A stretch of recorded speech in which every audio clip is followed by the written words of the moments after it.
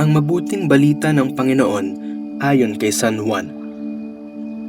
Noong panahong iyon, sinabi ni Jesus sa kanyang mga alagad, "Kung paanong iniibig ako ng Ama, gayon din naman iniibig ko kayo.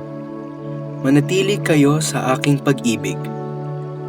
Kung tinutupad ninyo ang aking mga utos, mananatili kayo sa aking pag-ibig.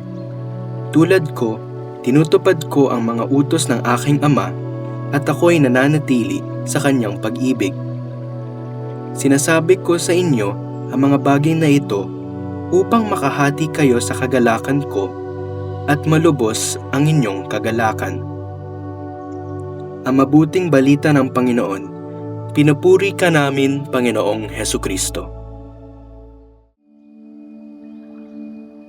Kung paanong iniibig ako ng Ama, gayon din naman iniibig ko kayo.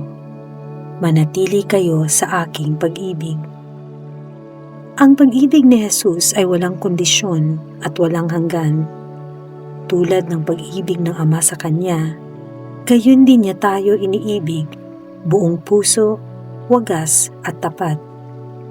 Ngunit hindi sapat na tanggapin lamang natin ang pag-ibig na ito.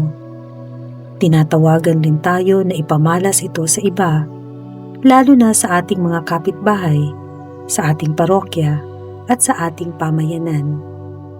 Kung nais nating manatili sa kanyang pag-ibig, kailangan nating sundin ang kanyang mga utos, lalo na ang pagmamahal sa ating kapwa.